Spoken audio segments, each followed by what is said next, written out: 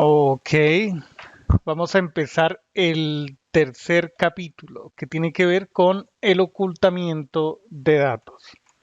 El ocultamiento de datos es una característica de la programación orientada a objetos. Es una forma que se alcanza a través de el encapsulamiento. Ya aprenderemos más acerca de este tema importante. La primera pregunta es, ¿qué es el ocultamiento de datos? Veremos acerca de la encapsulación, entendiendo la encapsulación a través de ejemplos. Habrá un quiz y luego dos retos. Después de este capítulo tendremos el primer examen. El primer examen. Listo. Salgamos de aquí.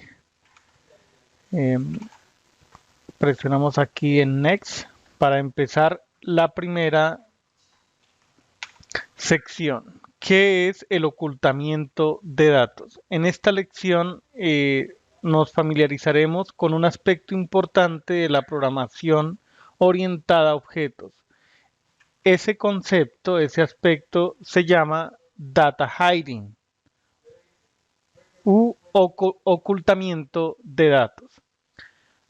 Tendremos una introducción, un ejemplo del mundo real y componentes para el ocultamiento de datos. Ubiquémonos aquí en la introducción. Ok. A ver.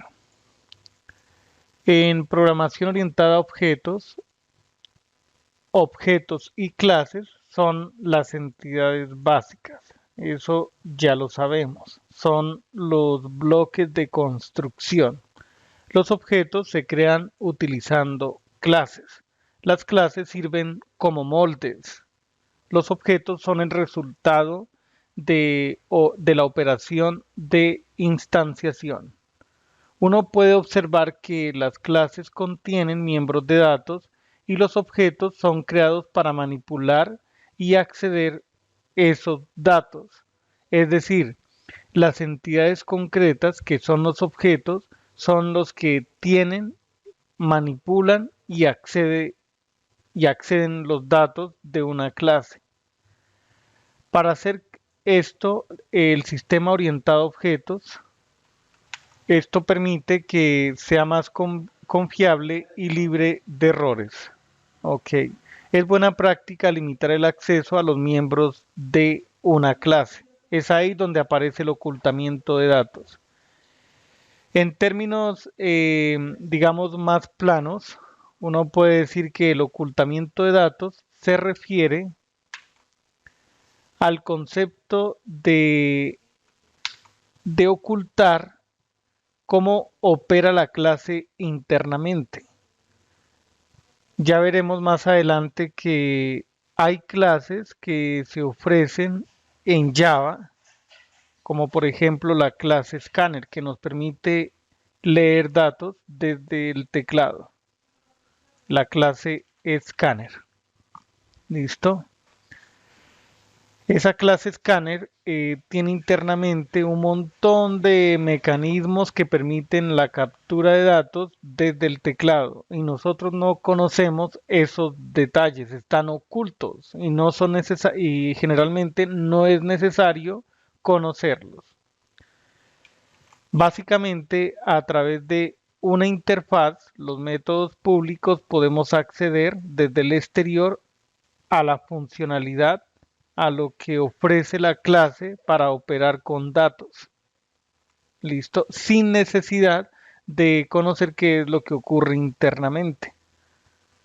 ¿Vale? En videos anteriores vimos que creamos una clase calculadora eh, con las cuatro operaciones aritméticas básicas, la suma, la resta, la multiplicación y la división. Nosotros podemos indicarle que sume 2 más 3 y no nos interesa cómo se realiza esa suma internamente.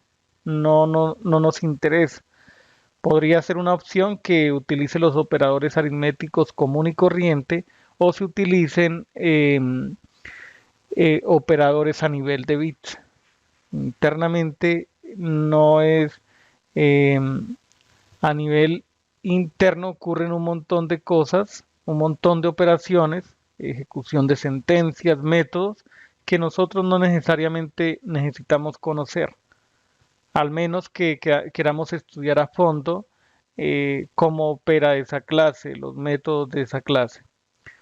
Ok, es similar, por ejemplo, si nosotros conducimos un automóvil, un carro, un coche, no es necesario que nosotros conozcamos el sistema de ignición, el sistema de frenos a detalle, cómo es la mecánica, la parte electrónica para que se reproduzca.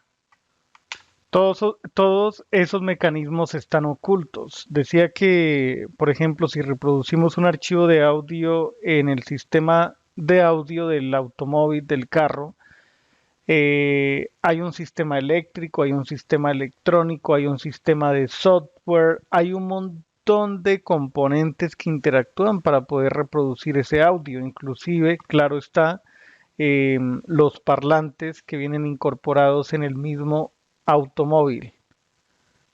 Sencillamente nosotros tocamos una interfaz, unos botones en pantalla táctiles o botones analógicos o digitales y empezamos la reproducción de un audio sin conocer todos los detalles técnicos internos.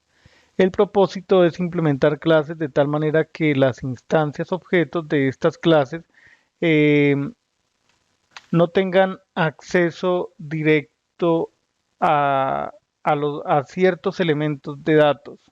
Se crea una interfaz para facilitar la interacción con los datos que tiene el objeto, para evitar una modificación de forma directa.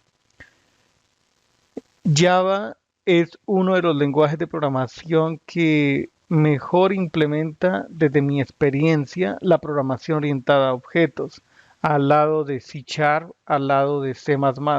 Hay otros lenguajes como Python, Go, PHP que también implementan este paradigma, pero son más relajados. En Python, por ejemplo, el concepto de data hiding no, no es robusto como sí lo es en Java.